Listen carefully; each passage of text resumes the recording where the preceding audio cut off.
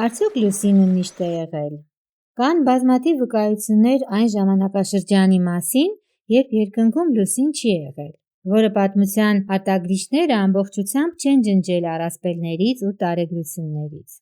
Հույն փիլիսոփա եւ աստղագետ Անաքսագորաս Լազոմենացին մեր թվարկությունից առաջ 5-րդ դարում գրել է այն դարաշրջանի մասին, երբ երկնքում լուսին չի եղել, եւ մեր թվարկության առաջի եւ երկրորդ դարերի սահմանագծի Արկադիայի տիրակալի անվան թարգմանությունը Պրոսելենոս նշանակում է անլուսին։ Կան նաեւ այլ բազմաթիվ նմանատիպ վկայություններ։ Այսպես օրինակ ԱՄՆ հայտնի կոնտակտավոր Ալեքս Քոլերը կարծում է, որ լուսինը ծագել է փոքր արջի համաստեղությունից, որը գտնվում է երկրից 432 լուսային տարի հեռավորության վրա եւ սկզբում ծառայել է որպես տրանսպորտային միջոց ռեպտիլոիդների, մարդկային հիբրիդների եւ մարդկության վաղ նախնիների համար, որոնք ժամանել էին Երկիր։ Կան բազմաթիվ տարբեր տեսանյութեր, բայց ինչպես է իրականում առաջացել լուսինը, արեգակնային համակարգի ամենաչուսումնասիրված օբյեկտը։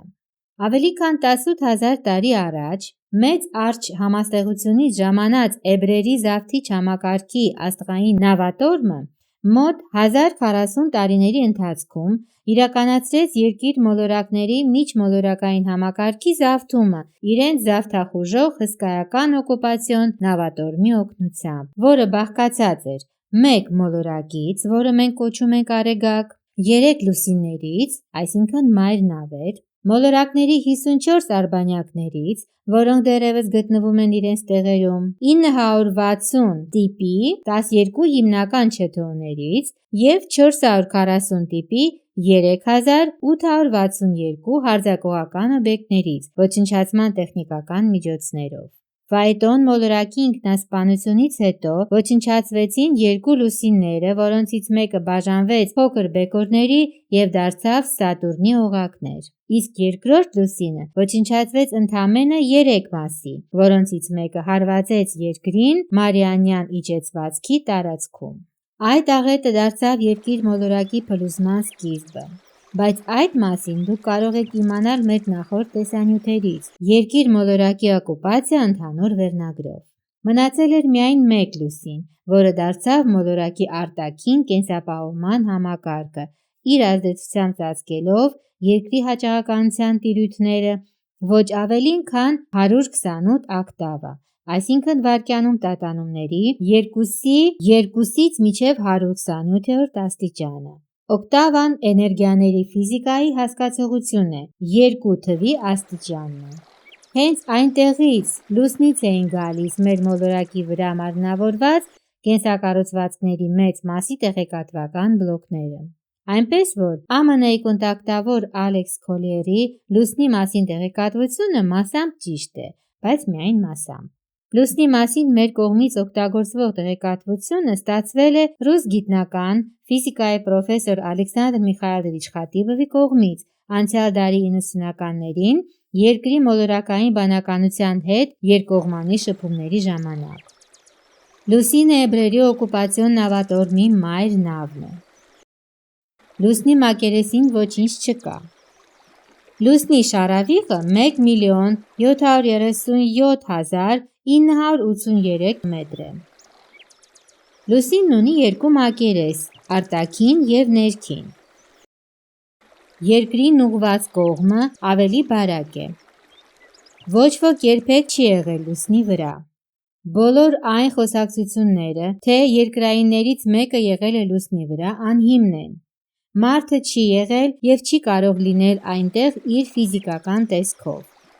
Ամերիկացիների լուսնի վրա ժամանումը Երկրի վրա նկարահանված ֆիլմ է։ Արտաքին նյութական կառուցվածքի կազմը ներառում է ծծումբ, ռադիոակտիվ հազվագյուտ երկնային տարրեր և մետաղներ։ Մակերեսի և մթնոլորտի վերահսկման համար լուսինն ունի իր սեփական ՉԹՕ-ները, ընդհանուր առմամբ 36 տեսակի 242 օբյեկտ, հիմնականում ավտոմատ, որոնցից 16-ը անձնակազմով են։ Առավելագույն բարձրությունը մակերեսիչ չի գերազանցում 2 կիլոմետրը։ Ի տարբերություն Երկրի, Լուսինն ունի հակագրավիտացիոն գոտի, որն ակտիվանում է, երբ երկնաքարեր են մոտենում և փոխում է դրանց հետագծերը, հիմնականում ուղղորդելով դրանք դեպի արև։ Լուսնի ներսում կան հզոր համալիրներ, որոնք նախատեսված են ինչպես իր սեփական ինքնավար կյանքի ապահովման, այնպես էլ Երկրի վրայի կյանքի ապահովման համակարգերը պահպանելու համար։ Լուսնի ներսում կա 4 կառավարման համալիր, որոնց բազմաթիվ բուրգերը ունեն ինչպես փոփոխական, այնպես էլ ֆիքսված երկրաչափություն։ Լուսինը Երկրի համար ծրագրերի գեներատոր է։ Լուսնի ծրագրերի գեներատորն օգտագործում է Երկրի տակտի կոլայդերները, Երկրի վրա ստեղծված էներգետիկ ցանցերը, մետոնյան օրացույցը և մետրիկ միավորների հալոք համակարգը, Երկրի վրա գտնվող համալիր 555-ի կողմից ստացված մոլորակների արբանյակների արխիվներից ստացված տվյալները, ծրագրի ուղղման համար կառավարման համակարգերից ստացված տվյալները։ Ժամանակի կառավարումը և սինքրոնացումը կատարվում է Stonehenge համալիրի կողմից, օգտագործելով Լուսնից ստացված տվյալները։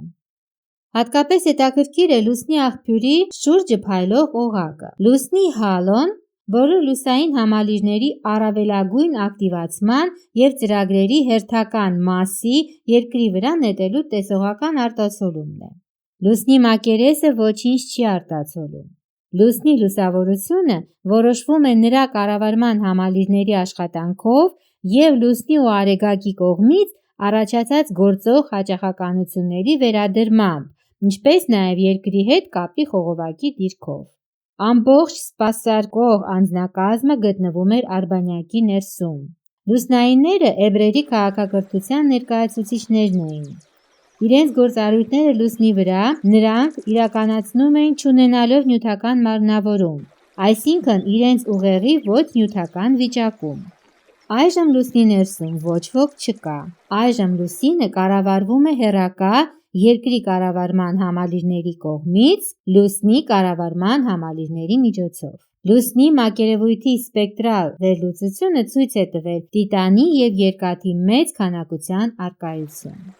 «Նայեք Լուսնին», բացատրում է Արիզոնայի համալսարանից Մարկ Ռոբինսոնը։ Նրա մակերեսը մոխրագույնի տարբեր երանգների մեջ է, գոնե մարդու աչքի համար, սակայն որոշ հատվածներում ծովերը մի փոքր ավելի կարմիր են, մյուսներում մի փոքր ավելի կապույտ մյուսների համեմատ։